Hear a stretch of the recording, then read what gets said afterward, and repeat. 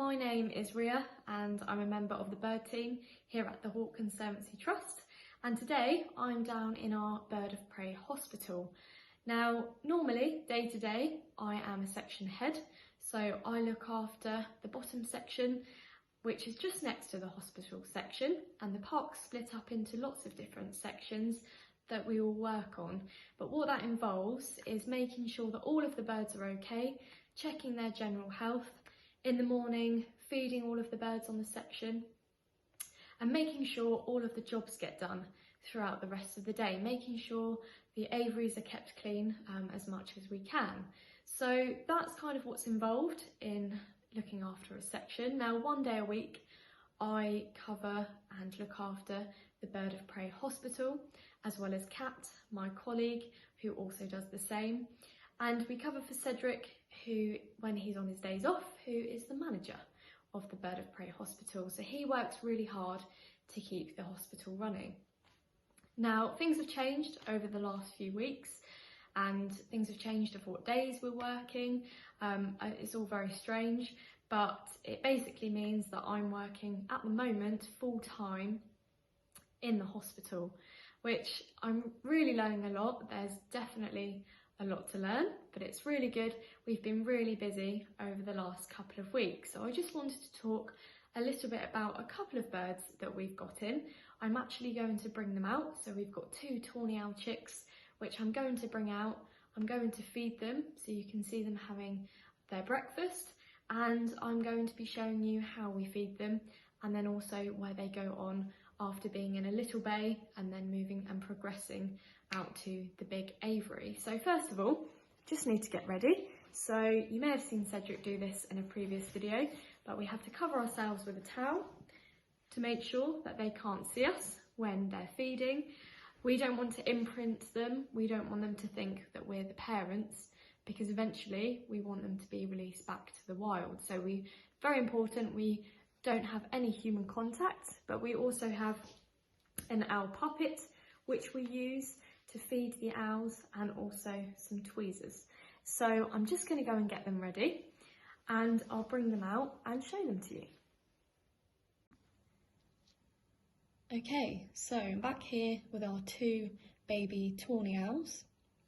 They're very cute, and I'm just feeding them some food. So I've prepped the food ready for them, which takes quite a bit of preparation and making sure it's all cut up into fairly small pieces. But I've still got a towel over my head so that they can't see me, because the last thing we want to do is for them to be imprinted and to see us as a source of food, because eventually we do want to release them back into the wild. Now, the one on the left, which you can't quite see, I'm just going to try and see if he wants any food. There we go, it's just starting to eat now. The one on the left only came in last night, so it's still very new here. Was found beneath a beech tree and was being mobbed by crows, other birds, so wouldn't have survived very long, potentially overnight, where there might be predators around on the ground. So it was brought into us actually by one of our volunteers, one of our great volunteers that does a lot of work here, called Mike, who does a lot of work on aviaries but also other jobs as well. He knew someone that found the Tawny Owl, so he went and picked it up and brought it into us.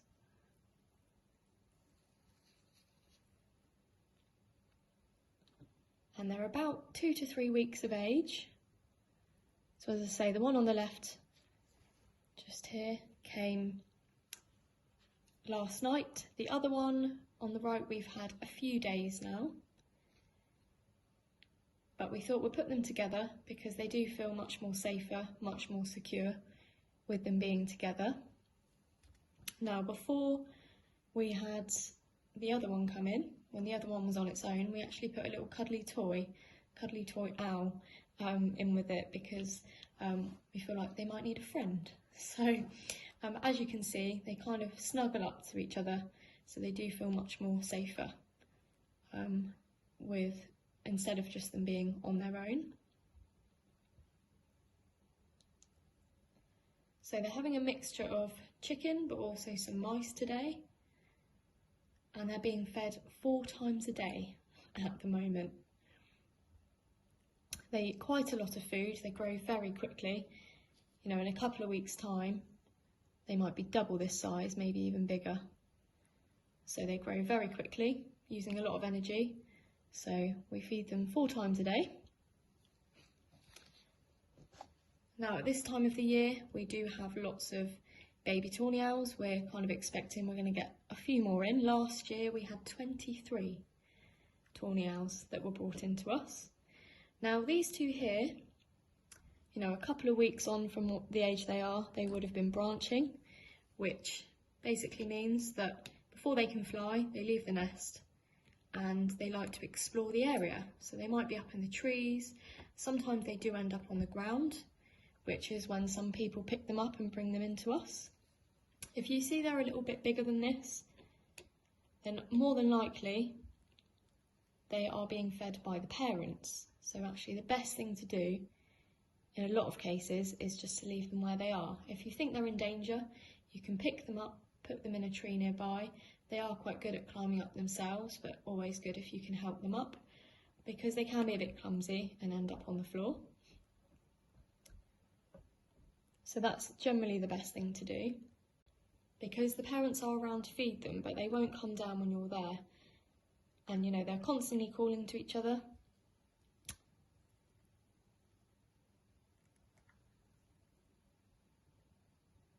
And calling to the parents to get food.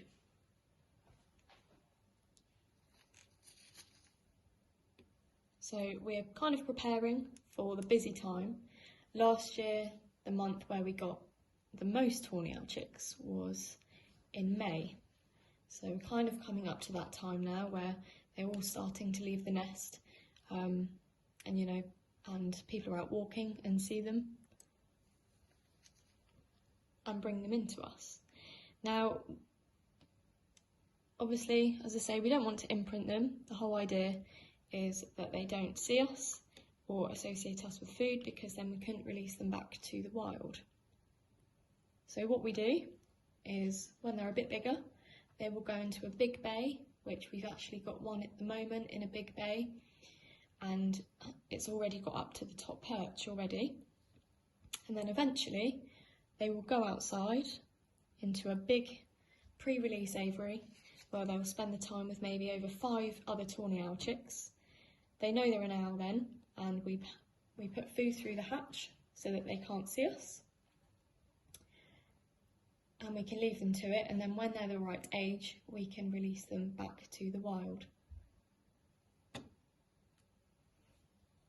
So the one on the left weighed 174 grams this morning, the one that came in last night, and the one on the right weighed 199 grams.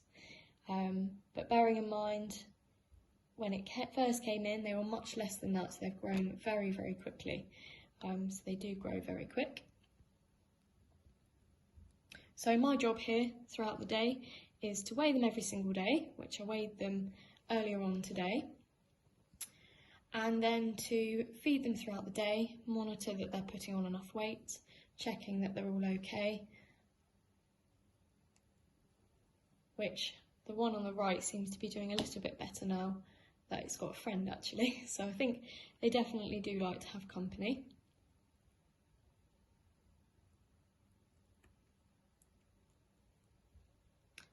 And the one on the right was found in someone's garden, on the ground, towards the back of the garden.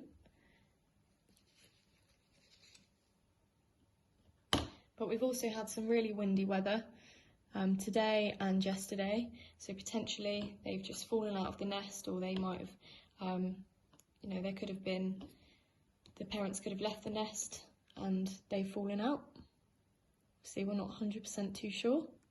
But when they're this small and there's no chance of getting them back in the nest, the best thing to do is to bring them to somewhere like here, because they're very tiny. But I hope you've enjoyed that. I'm going to go and take them back now. They're starting to get a little bit more full up, and I'm going to put them back in their bay, and then I'll show you where they live throughout the day. So this is where the owls are living in a small bay together, and we could have 3 or 4 chicks in a bay like this. So we want to try and replicate as much as possible what situation they'd be in the wild. And at this age, they'd be in a hollow of a tree, but often won't just be on their own, so they'll have their siblings with them. But once they start to explore a little bit more and get bigger, and hopefully we'll try and offer them food, so they're feeding them themselves, which hopefully won't be too long. Then we'll put them into a large recovery bay, so they've got much more space and can use different perching in the bay.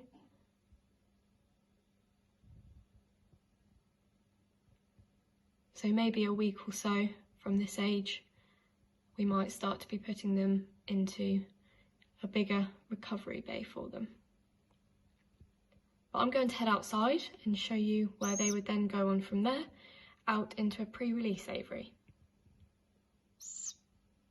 Hiya, so I am now stood outside the front of the Bird of Prey Hospital, and I'm just going to head round and show you one of the pre-release aviaries for where the Tawny Owls will end up. So if you want to follow me this way.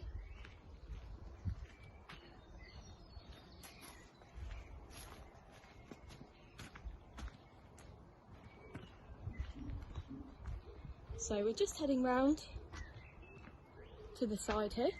Now, if you've been here before, you may have seen this. So this is sort of the front of the aviary, but we do have some spy holes where you can peep through.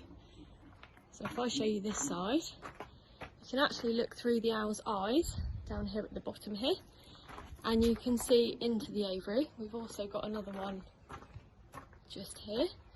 So if you come and visit, or if you haven't been here before, then make sure to come down here, have a look, see if you can see any of our birds that have been brought into us, and potentially you might see the Tawny Owls in a few months' time out in this aviary. So I'm going to head round the side. So this is where the aviary is.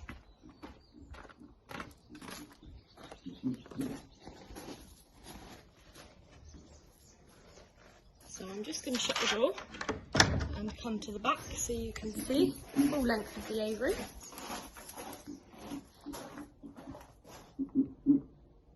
So you can see it's a huge aviary with lots of space, and potentially we could fit 5 or more Tawny Owl chicks in this aviary. I think at one point we did have 7 in together at once, and they've got lots of different heights of perching which they can use. We've also got a feed hatch, so if I show you just over here on the right, you can see there's a ledge there which we can open the hatch from the outside and put the food on the ledge for them so that they don't see us, they don't have any human contacts when they're out here. So we only tweezer feed the baby owls when they really need it, so at the critical time in which the parents would be looking after the chicks and they would be passing food to them. So that's the only time that we tweezer feed them. And even when they're inside in a small bay, we'll start putting food in there for them so that they can hopefully try and feed themselves quite early on when they need to. But in here, they'll be completely happy taking the food themselves. So it's a great aviary where they can't get spooked by anything. You know, they've got a lot of light in the aviary, but they're not on show to the public, so that, you know, they're kept completely wild in here, ready for release. They've got, as I say, they've got a lot of space in here for exercise, but also Tawny Owl chicks love to explore, so it's perfect for them. Okay, so I hope you've all enjoyed that. Thank you very much for listening. I hope you all keep safe during these times, and hopefully we'll see you soon. Thank you.